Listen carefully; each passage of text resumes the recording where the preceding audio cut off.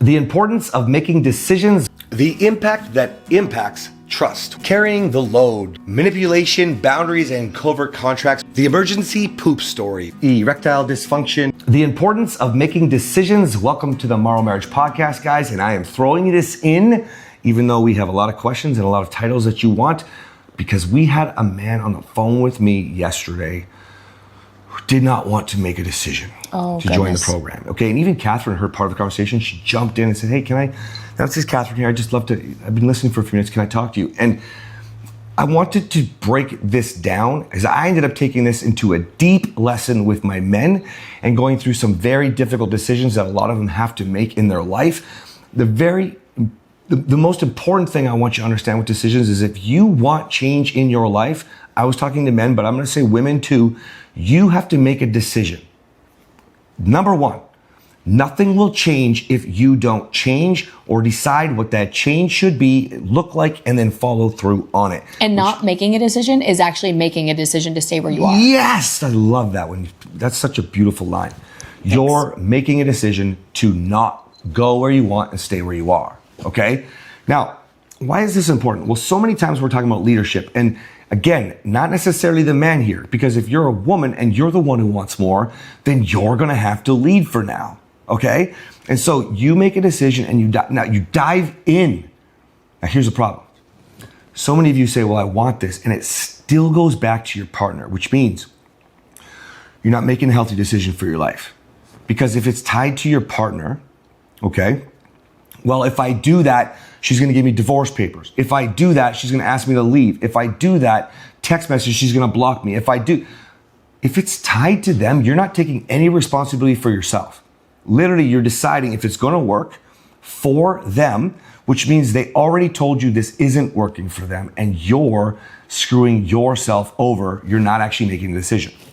You need to make decisions based off your core values.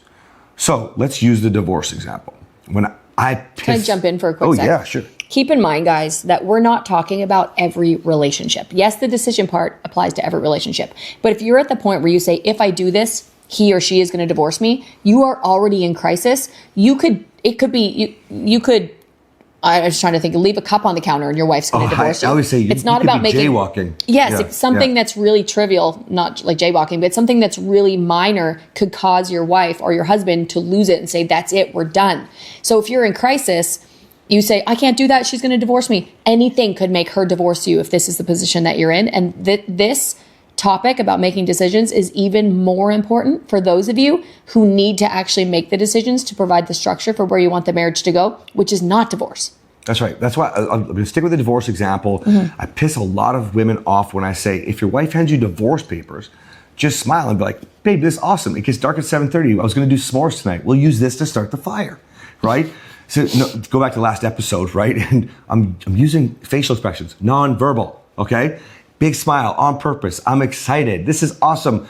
Oh, the women get mad because, well, you're not respecting my boundaries. That's bullshit. Just how dare you? You're just trying to manipulate. No, I'm not. That means you're manipulating me, telling me that I need to give up on my integrity, my vows, my marriage, and all the dreams that I have, which means you're manipulating me. That's the double standard shit we talk about. You guys got to stop.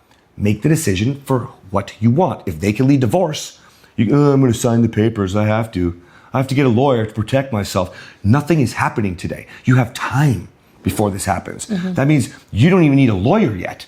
That means you don't have to worry because you're focused on fucking burning the boats and getting the marriage that you want. And that means if she can lead you or he can lead you to divorce, then you better fucking be a better leader and lead them back to marriage, showing them the life that is worth staying for. Not only that, but they'd be crazy to live without. That is making a decision. Will it piss your partner off? Absolutely. Does that matter? Well, go back to your core values. What do you want? I'm not going to give up on my partner. That's it. End of story, right? I'll give you another example. You guys talk about kids, right? Well, my partner undermines me with my kids, this and that. Yeah, make a decision to do something every day that will change and move your tomorrow. Every day that goes by, pretty much, I say something about how my kids treat my wife. To my kids. You can't treat my wife like that. They know always that we come first. We don't have conflict over the kids and how we resolve shit. I mean, we have vastly different ideas about how we do things. And I trust Kathryn and go, okay, that makes more sense. I had pretty bad examples. And then I learn and I research and I go through it and then make lots of decisions to this makes sense, right? Because we're connected. So the last part about making this, unless you have anything on that, the last part about that is if you are in any happy wife, happy spouse, people please, fawning, nice guy, all of the above, okay? If you are looking to make decisions for appeasing the situation, you are again making a decision to create chaos in your life. It's important to understand you don't make decisions that way. You will not be happy and you will always feel undervalued. You will always feel like you love more than your partner does. You try harder because you are looking to them for validation in who you are. So if you're going to make a decision, you must decide that this is because of who you are, not because of who you're trying to please. They will benefit. What I teach people in the program is like, I ask a question, are you doing anything wrong? And they'll be like, well, is that a trick question? It's a trick question but not really in this stage of the program. What I'm doing is like, they're working out and their partner is maybe upset that they're not getting as much time with their partner because they're working hard, they're working out, they're doing all the things I tell them to do.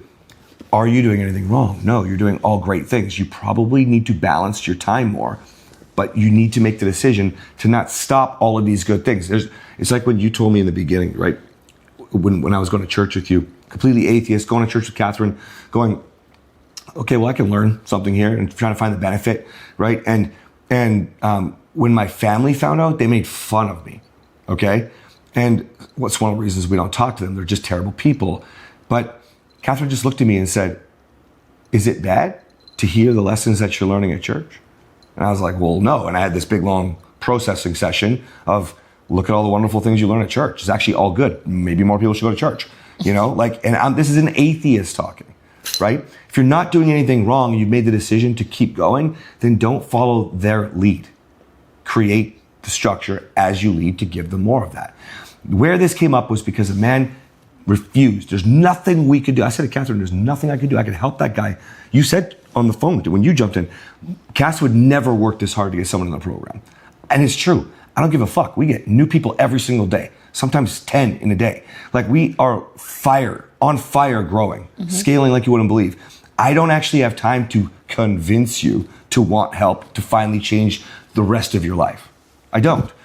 But this guy was like, there was something about him, man, and I'm not going to get into it, but I just knew I could help this guy. Okay? So you were like removing all the obstacles to try to get him to sign up. Then you even took it further because I jumped in and I really tried to make it as easy as possible. It doesn't really matter what the details are. But the bottom line is this man could not make a decision without, he doesn't have access to his bank accounts. I know that everybody does their banking and their money differently, but as a man, you are supposed to be leading your home. It doesn't mean that you need to be in control of the finances. I actually respect when men give control to the women. It gives us, it gives us security, I think. It's security. Yeah. And so I control a lot of our finances, or at least I'm involved in it. And I mostly actually do most of it. You're just a big spender. You do a lot of the spending. I just bought that Chevelle out of my account and I was like, just keep all the rest of the money. Yeah. Right? It's not a fight in our home because he's always mostly been like that.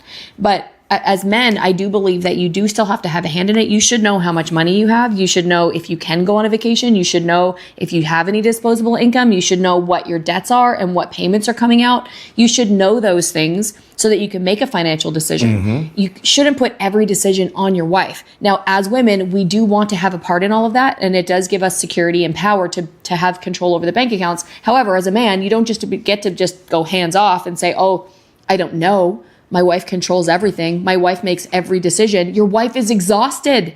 100%. And listen, not cool. I even challenged him. I said, can I coach you for a sec? Because I'm not his coach at this point, right? And he says, yeah. And I said, well, listen, you've already talked about one of the biggest things, the biggest thing this man had a problem with. And I think this is what really got me to where I need to help this man. The biggest concern he had, if I say, what is holding you back from reaching your goals with your marriage? He said, the very first thing was, he can't make any decisions. He's been trying to lead, but every time he makes a decision, she shuts him down.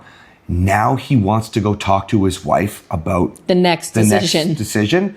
At the end of this, I mean, I pointed out in 4 or 5 ways. Kathryn actually said I got a little bit Oh, of SMH. Remember you were like, what does SMH mean? Yeah. It means shake my head. Shake my head. I was shaking my head and I was like, I asked the client yesterday, he said smack my head. So No, I guess shake. it's shake my head. Shake my head. Yeah, SMH, dude. Like, I hope you listen to the podcast and I hope you remember this because it actually was clear he felt like we were really trying to sell him, I think. You know, like, you can't pressure me, I think was one of the phrases he used.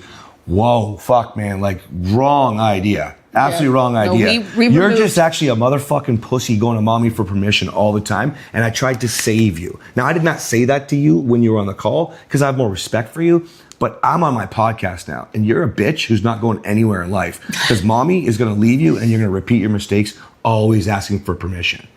Nobody gets to tell you if you get to grow, especially not your checked out, mean ass spouse who's fucking having an affair on you. Are you fucking nuts? Hey, baby. So, you know that the stuff you're doing, I know it's bad, but I just can I have some money so that I can be better than the guy you're banging. Oh, yeah, that sounds fucking awesome. Because that's what it sounds like when you ask the question. Mm-hmm. Like, you guys got to get real with yourself. Make decisions for your growth.